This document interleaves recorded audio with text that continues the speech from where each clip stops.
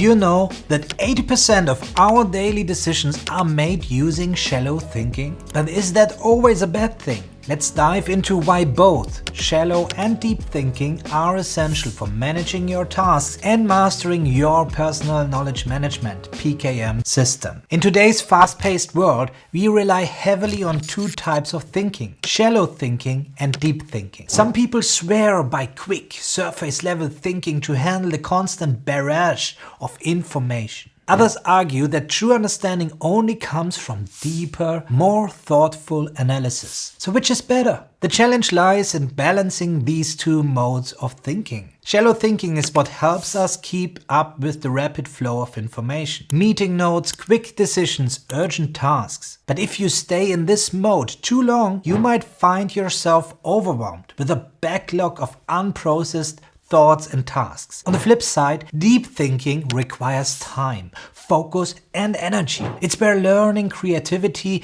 and true problem solving happen. But it's not always practical for handling the fast-paced demands of daily life. So how do you manage both effectively? Shallow thinking gets a bad rap because of its name, but it's crucial for staying organized and efficient. By using tools that promote tagging, categorization or even AI to streamline information retrieval, you can quickly capture and retrieve essential data without getting bogged down. Steve Jobs once said, "You have to work hard to get your thinking clean to make it simple." Shallow thinking is that simple thinking, allowing you to keep moving, stay on top of small decisions and avoid information overload. On the other hand, deep thinking is where the magic happens. It's the mode we switch to when we want to deeply understand concepts, solve complex problems, or develop new ideas. Visualization is key here, allowing you to see connections, organize thoughts, and make abstract ideas more tangible. But visualization needs to be paired with writing. Writing down your thoughts